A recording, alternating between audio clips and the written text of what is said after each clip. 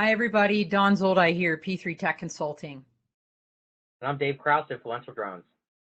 We're on day 2 of the FAA's National Drone Safety Awareness Week, and today we're going to talk about registering and marking your drone. The FAA has made it really easy for everybody.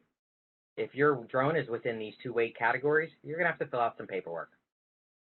And that paperwork's online, super simple. Just go to the FAA's Drone Zone website. If you already have an account, log in. If not, click on that hyperlink right there.